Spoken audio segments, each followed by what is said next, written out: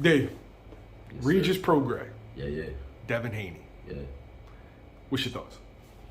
I mean, what I'm thinking now is Devin Haney is definitely preparing himself to fight Tank Davis.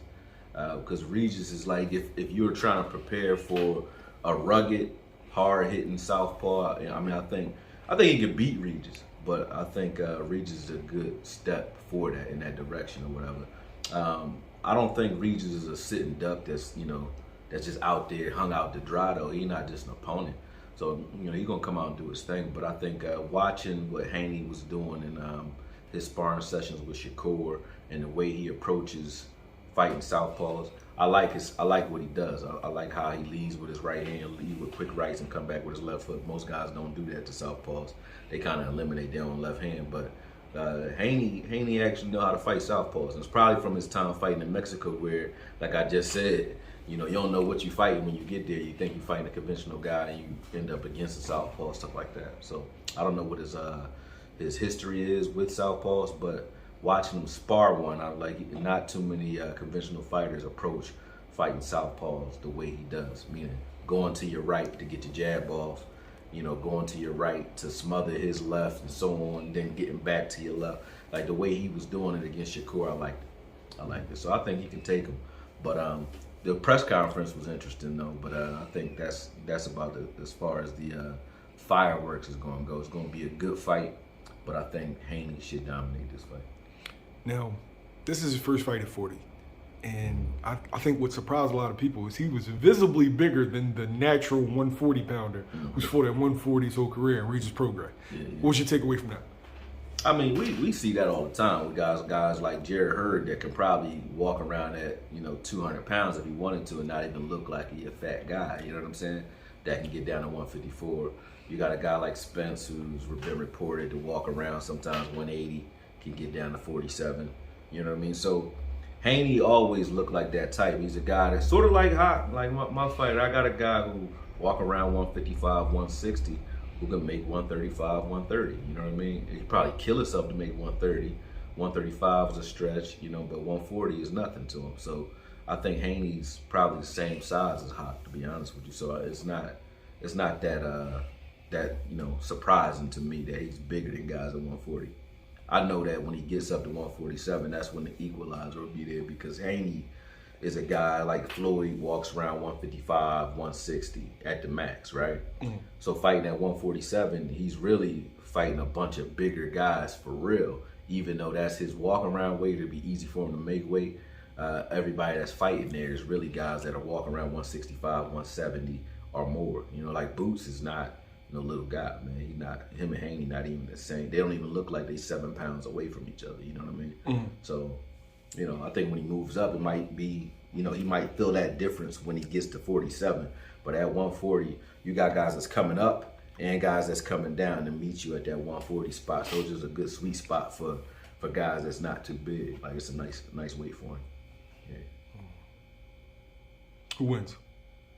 I got Haney winning.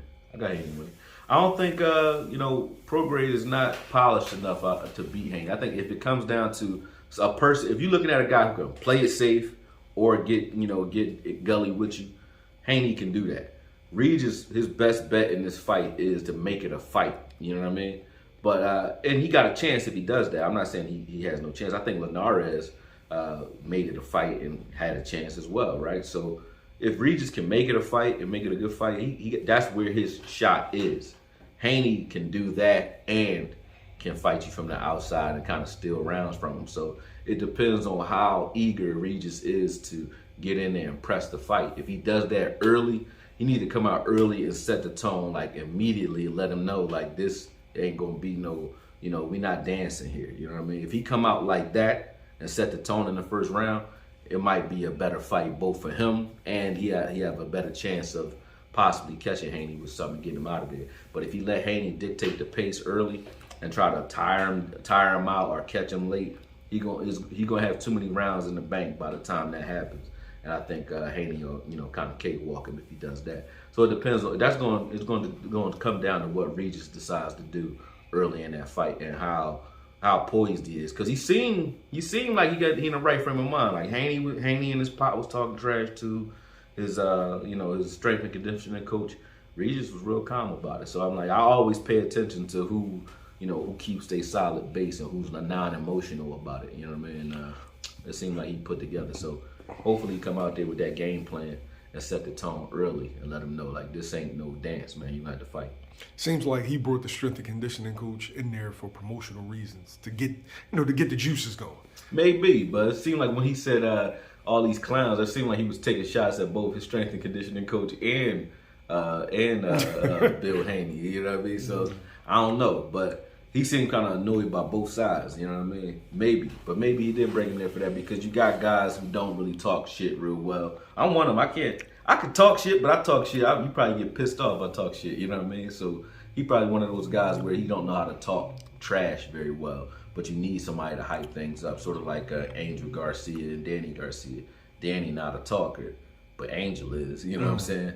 So you see that sometimes when you got your trainer that kind of put the icing on the cake for promotion and set the tone for the fight. It's not always. People think that those press conferences is all about promoting a fight, but also when you can set the tone for certain types of fighters too. Like if you got a guy who you want to fight you more aggressively, but if I don't piss him off, we super friendly, he gonna come out calm. You know what I mean? I might want to piss him off, like Roberto Duran and Sugar Ray Leonard. You got certain guys where you don't want to chase him all night. You saw what happened when Duran had to chase him in the second fight.